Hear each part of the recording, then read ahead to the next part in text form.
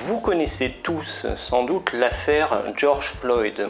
C'est le cas d'un policier que l'on dit blanc qui a tué un individu qui était de couleur noire.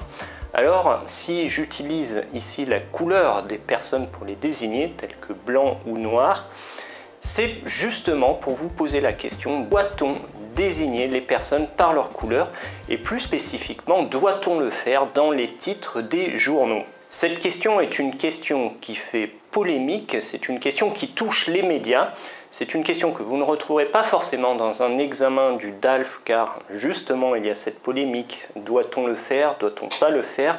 Il y a une question de valeur et d'appréciation personnelle qui est très forte et c'est une question dont je vous propose de débattre aujourd'hui dans le cours.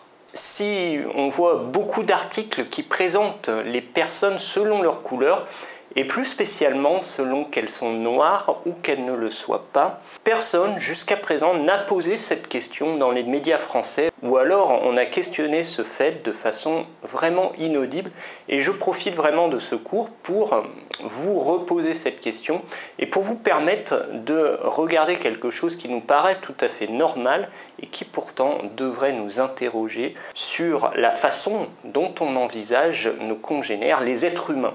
Quand j'ai fait des recherches sur cette question, j'ai été assez surpris de voir que des personnes ont déjà écrit des articles sur ce sujet pour savoir s'il fallait désigner les personnes d'origine africaine telles que des Noirs, des immigrés, des subsahariens, des personnes afro-américaines ou afro-européennes.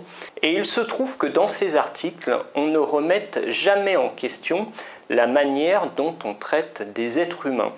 Et oui, que l'on soit africain ou européen, ou américain ou asiatique, on reste toujours des êtres humains. Et je trouve qu'il n'est assez inconvenable de parler de la couleur d'une personne lorsqu'on parle d'une personne qui a des origines africaines, asiatiques ou européennes. Et aujourd'hui, ma démonstration va porter sur le fait que je trouve aberrant d'utiliser le mot noir dans les titres de journaux et je vais tenter de vous démontrer ce que cache ce genre de titre, comment finalement la société se divise et qu'est-ce que l'on peut faire pour ça. Pour répondre à la question doit-on utiliser le mot noir dans les titres de journaux, je vais dans un premier temps aborder l'aspect linguistique des choses. On verra quel est le poids du mot dans la transmission des pensées. Ensuite, je vais questionner cette utilité de catégoriser les gens selon leur couleur de peau. D'autant plus que dans les journaux, on voit souvent qu'il s'agit des noirs, les blancs de temps en temps, mais il n'y a pas d'autre chose. Donc, y a-t-il vraiment une utilité là-dedans? On va essayer de faire l'avocat du diable et on va regarder ce qui se passe. Dans un troisième temps, je parlerai de la pertinence du titre. Est-ce que la couleur d'une personne porte un élément de pertinence sur l'information? Et on verra que le titre, parfois, il a des limites car il est très court et l'article de journal peut apporter certaines explications qui ne sont pas présentes dans le titre. Donc on va parler de tout ça. Et enfin, j'évoquerai le cas d'une chercheuse vietnamienne qui est consultante en relations interculturelles et qui a fait des études justement sur ce mélange des cultures dans les entreprises précisément, mais elle a également fait des recherches sur les inégalités entre les hommes et les femmes au Vietnam. Et elle propose une démarche assez intéressante que l'on va utiliser également pour notre démonstration. Pour bien maîtriser le français, vous avez besoin de faire des exercices pratiques et vous avez besoin qu'un professeur vous assiste. Je vous propose une série d'exercices pour préparer les examens du DELF B2, du DALF C1 et du DALF C2. Ces exercices sont présents sur www.luquet.com. Le prix varie de 10 à 20 €. Vous pourrez vous entraîner sur l'écrit, sur l'oral. Et à chaque exercice, c'est vraiment un professeur examinateur du DALF qui vous corrige, qui vous montre vos erreurs, qui vous explique comment ne plus les refaire et qui vous donne des conseils personnalisés pour bien réussir l'examen.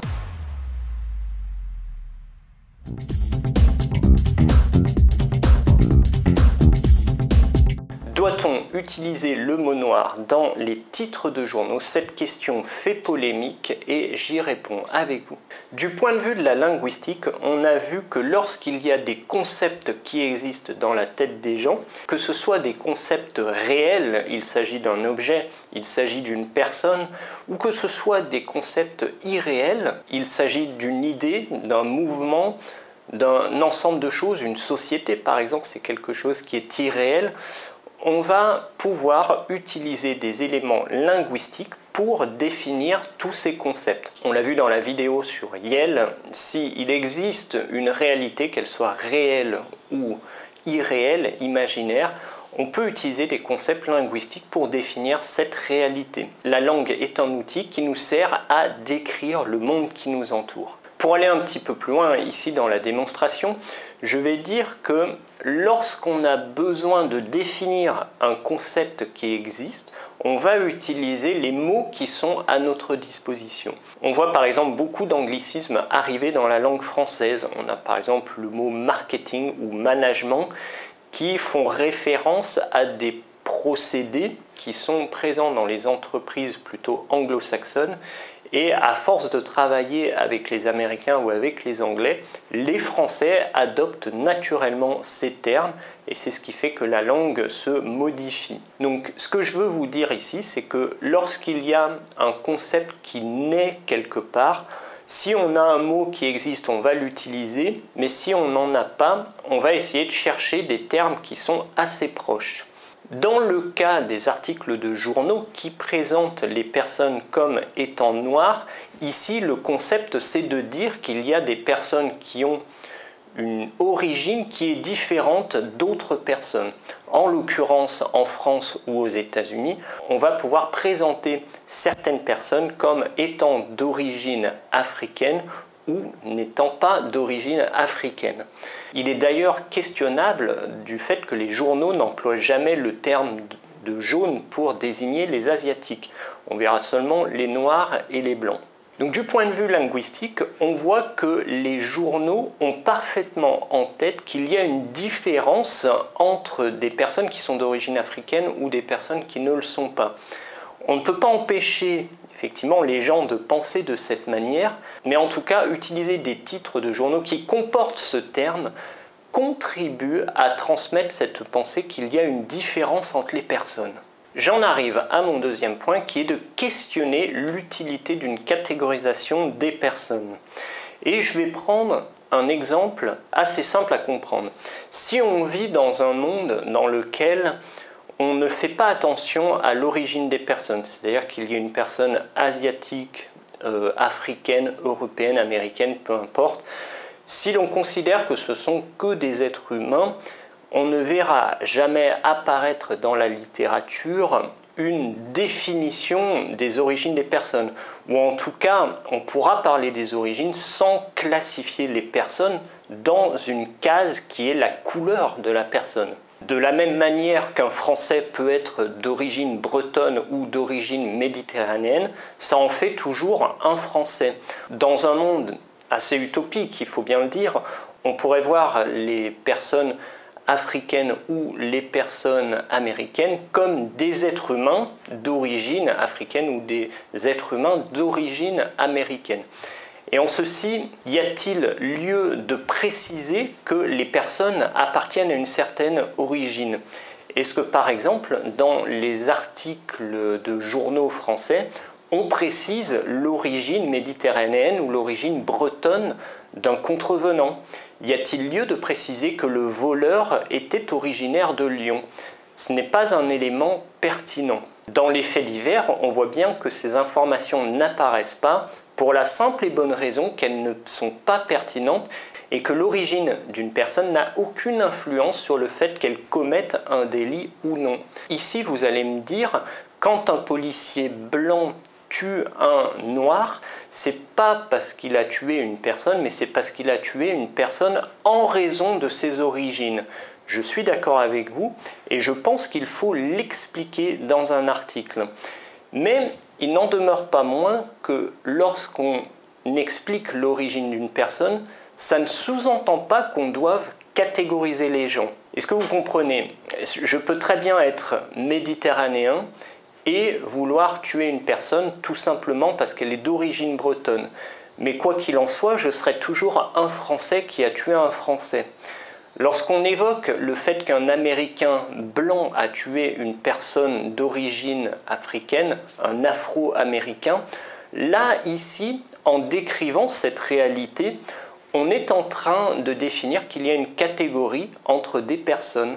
Donc je ne suis pas en train de dire qu'il ne faut pas parler des violences policières en fonction de l'origine, bien au contraire, il faut l'expliquer, mais il ne faut pas oblitérer le fait que ce sont deux êtres humains qui appartiennent à une même communauté, la communauté des êtres humains. Et quand on place la catégorie noire dès le titre de l'article, on sous-entend dès le début qu'il y a une différence entre des personnes qui ont des origines différentes. Or, ce n'est pas le cas. Alors, bien sûr, vous me dites que d'enlever le mot noir ne fait pas disparaître le problème. Et si on voit un policier a tué une personne, on n'aura pas l'intention de lire l'article car il n'y a pas quelque chose qui éveille notre curiosité. J'y reviendrai dans la pertinence du titre. Ce que je veux vous dire ici, c'est que plus on va utiliser cette catégorisation, dans les titres notamment, car la plupart des gens ne lisent pas les articles, ils se contentent de lire les titres, parfois ils cliquent, parfois ils se contentent de lire les titres. En tout cas, lorsqu'on lit les titres des articles, dans le fil des actualités Facebook ou sur un journal en ligne, on va avoir inconsciemment une catégorisation qui se forme. C'est-à-dire que ce concept n'est peut-être pas forcément bien présent dans notre subconscient, le fait qu'il y ait une catégorie entre les gens d'origine africaine et les personnes qui ne sont pas d'origine africaine. Ce n'est peut-être pas très clair dans notre tête, mais plus on va voir des titres qui mentionnent le fait qu'il y a des gens noirs et des gens blancs, plus notre subconscient va fabriquer ce concept et il va se convaincre qu'il y a des catégories de personnes. Vous m'entendez bien, ici c'est comme de la publicité. J'avais peut-être pas l'intention d'acheter des chewing-gums, mais si je vois tous les jours la publicité des chewing-gums, je vais peut-être me dire à un moment donné, le gars qui mange des chewing-gums, il a l'air vraiment cool, donc je vais faire comme lui, je vais acheter des chewing-gums. Donc vous voyez, le média a ce pouvoir d'orienter notre conception du monde. Le média est vraiment un outil de transmission des savoirs et est également responsable de la manière dont on perçoit le monde. Je vous donne un contre-exemple. En Chine, on a un contrôle des médias qui est très fort de la part du gouvernement et pour cause, il y a dans l'histoire chinoise des événements assez embarrassants dont le gouvernement chinois ne veut surtout pas être responsable. Et en l'occurrence, on élimine des livres d'histoire et de la littérature tous ces événements, et ce qui fait que les Chinois, la plupart des Chinois connaissent plus ou moins ces événements, mais ils n'ont pas une fabrication très forte de ces concepts, et ils ont forcément une idée plutôt positive du gouvernement, même si aujourd'hui on voit que les choses ne sont pas aussi faciles pour le gouvernement de Xi Jinping. En tout cas, on voit bien qu'il y a une force médiatique, il y a une force de la répétition des mots et des termes qui catégorisent nos concepts, et plus on répète ce type de concept, plus notre cerveau va fabriquer des catégories pour ces concepts. Donc si vous avez compris ça, l'explication n'est pas très simple, je le reconnais, mais vous avez compris le fait que plus on va utiliser le mot noir, plus notre subconscient va fabriquer une catégorie de personnes qui étaient peut-être inexistantes avant ou qui étaient peut-être floues. Alors maintenant, je veux en venir plus précisément au titre et je veux vraiment faire l'avocat du diable, c'est-à-dire que on pourrait se dire, un policier tue une personne, bon, ça ne fait pas forcément réagir car on voit qu'il y a beaucoup de personnes qui tuent d'autres personnes, malheureusement, dans le monde. Mais par contre, si on rajoute le fait qu'un policier blanc tue une personne noire, dans ce cas-là, on va faire référence à des origines ethniques. On va peut-être avoir intérêt à lire l'intégralité de l'article et découvrir l'analyse du journaliste qui va expliquer que certains policiers ou certaines personnes tuent d'autres personnes selon leurs origines ethniques. Et on est bien d'accord, il faut parler de ce problème, il faut le décrire pour éveiller la conscience des gens, pour se dire on ne devrait pas avoir des meurtres en fonction des origines. Cela dit, on peut quand même se questionner sur le fait que est-ce que la couleur est pertinente ? Dans le cas du policier blanc qui tue un noir, ça semble assez pertinent parce que si on n'avait pas la couleur, on se dirait c'est un fait divers et donc on ne va pas forcément aller plus loin dans l'article. En revanche, on peut se poser la question ici, le premier président noir Obama s'est rendu en Europe. On peut se poser la question de la pertinence de la couleur du président Obama. Il n'y a pas de pertinence ici, sauf le fait de mentionner que Obama appartient à une catégorie de personnes. Donc vous voyez, on pourrait avoir cette idée qu'il y a un titre qui soit pertinent et un titre qui ne soit pas pertinent.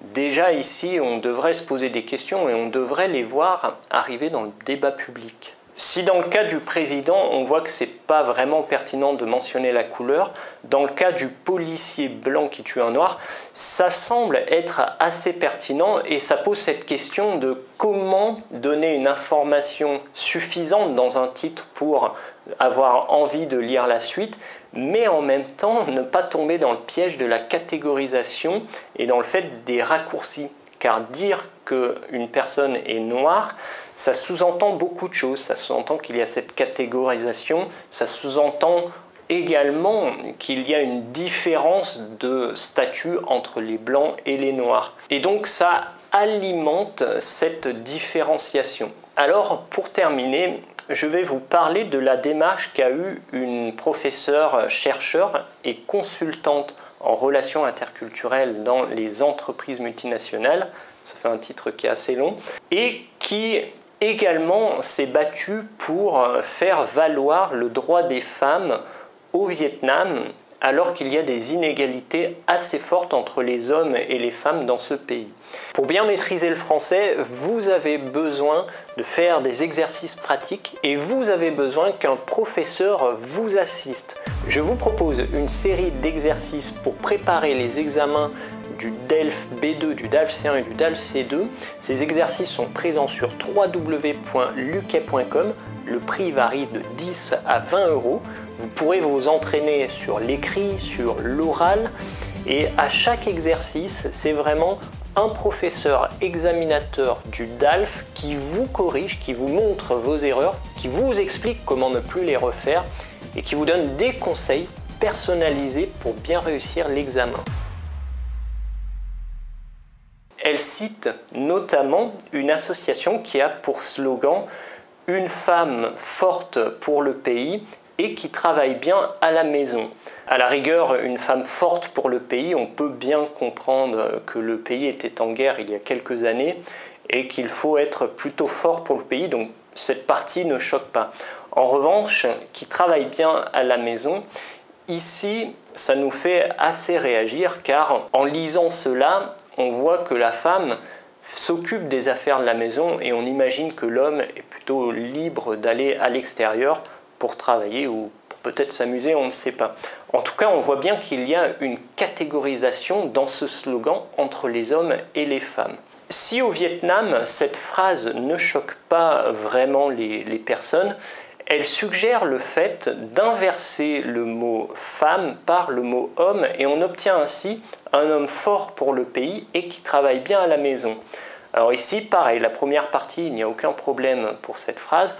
En revanche, la deuxième partie, un homme qui travaille bien à la maison, choque de nombreux Vietnamiens et nous donne vraiment une position inconfortable.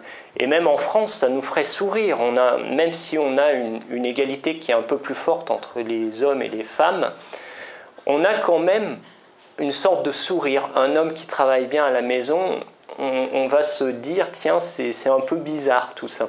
Donc cette chercheuse suggère l'idée que si on est inconfortable lorsqu'on remplace les mots, c'est que cette phrase n'était pas convenable pour l'ensemble de la société. Et alors, si on s'amuse à remplacer un peu les titres des journaux, donc tout à l'heure le cas du policier, on pourrait dire « Un policier noir a tué un blanc ».